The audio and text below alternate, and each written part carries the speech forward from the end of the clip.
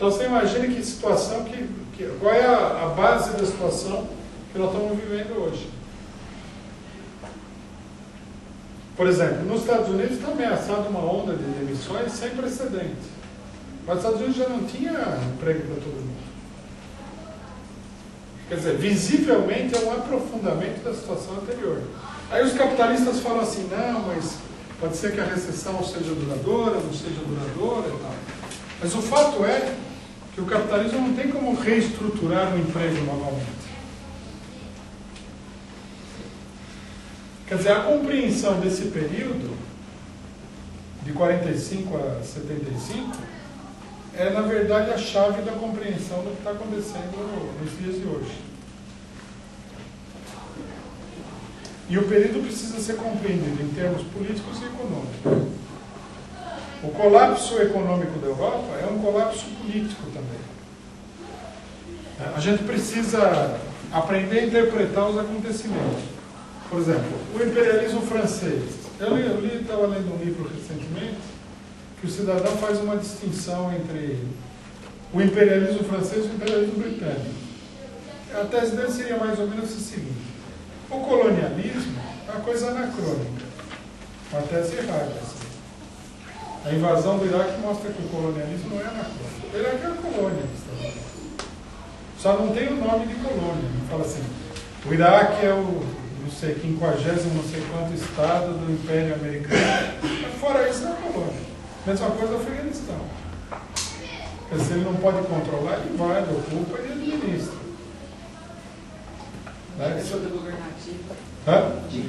Indica a junta governativa, é uma intervenção, como acontece nos sindicatos. Então, o colonialismo não é coisa do passado. Ele é difícil de ser aplicado nua e cruamente, porque a resistência popular revolucionária é muito grande.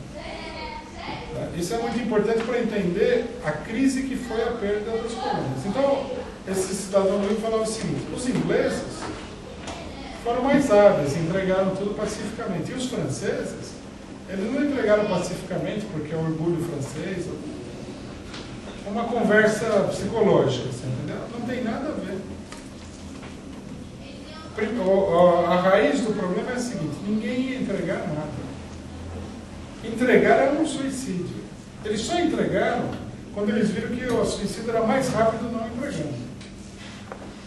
O cara falou: o que eu vou fazer?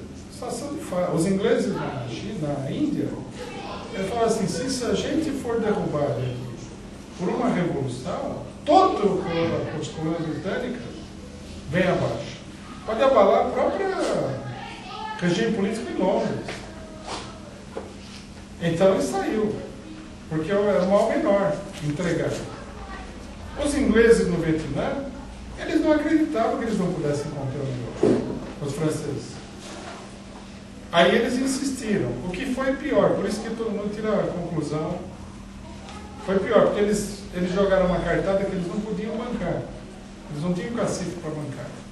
O exército francês foi derrotado de maneira humilhante na Indochina, na batalha de Guilherme. Humilhante. O que essa batalha mostrou? Que o imperialismo europeu era um leão desdentado. Não tinha mais como ter todo mundo. Ninguém vai acreditar aí que o imperialismo vai ocupar o Brasil e tomar conta. Se não fosse os norte-americanos, o pessoal já tinha levantado a crista aí há muito tempo. É nóis. Depois os franceses sofreram outra derrota muito profunda na Argélia, nos anos 60.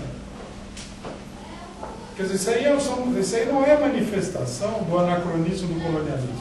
É uma manifestação do declínio do imperialismo. Esse é o problema que teria que ficar claro. É um reflexo do declínio econômico do capitalismo mundial. Um dos grandes problemas dos Estados Unidos é que ele já não dá conta financeiramente de ser o guardião da paz e da ordem internacional, da lei e da ordem internacional. Ele não dá conta. É muita coisa, muito gasto. Se não tiver guerra, ainda passeia com porta-aviões e tal, e faz bonito, canta o hino lá, Dispara um canhão para fazer uma guerra e tal, fica lindo. Agora, se tiver que invadir o país...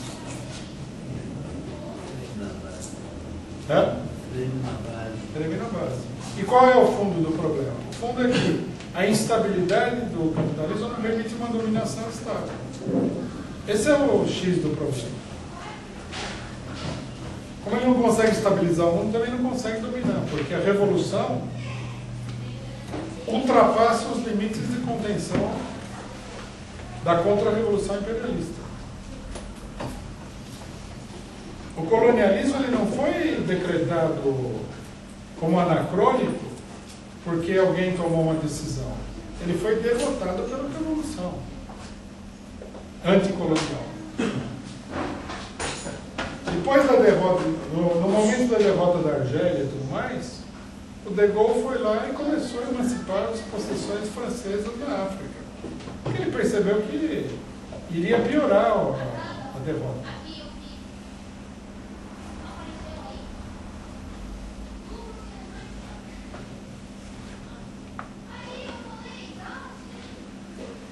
Então, vocês vejam bem, para concluir, a gente abriu o debate. É preciso ter a visão da continuidade da crise. Senão, tudo isso daí é incompreensível. A mesma coisa vale, por exemplo, para qualquer situação, como a situação política brasileira. Aqui nós estamos numa etapa contínua. Tem que entender isso aí. Se não entender isso daí, não dá para entender os acontecimentos políticos de hoje.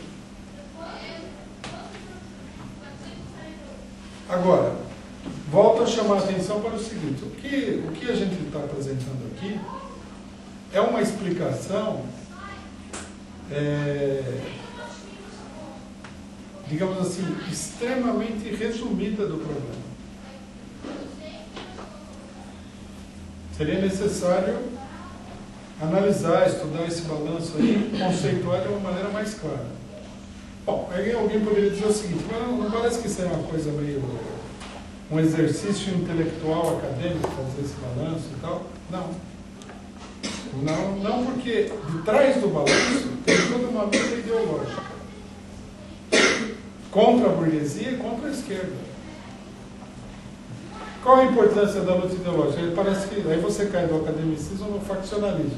Então a preocupação é a luta ideológica contra a esquerda e contra a burguesia. É que a luta ideológica, ela é uma expressão no terreno das ideias da luta de classes real. Por algum motivo, as pessoas decidiram apresentar essa ou aquela interpretação. A luta ideológica é fundamental. Vocês vejam que, por exemplo, o imperialismo ficou mudo no último período em todas as questões ideológicas. Não teve, por exemplo, o neoliberalismo, o fim do comunismo, que o século XXI ia ser o século americano, nós vamos fazer acontecer, vamos dominar o mundo, etc. e tal. Os neoconservadores norte-americanos, que pregavam a invasão do Iraque, tudo isso daí foi por água abaixo. Agora, foi por água abaixo, eles ficam quietos, eles não vão demolir o arcabouço ideológico deles. É preciso mostrar que tudo isso era uma farsa, que de conjunto a situação indica uma situação revolucionária. Quer dizer, é um balizamento para uma política revolucionária. Não é um exercício inútil. Por isso que eu achei, por exemplo, muito sem utilidade as tentativas de análise que as pessoas fazem da crise atual. Qual que é a profundidade da crise? Quanto será a recessão norte-americana do ano que vem? 1% negativo? 2, 3, 40, 70, 150 negativo? Não sei. Quem que sabe?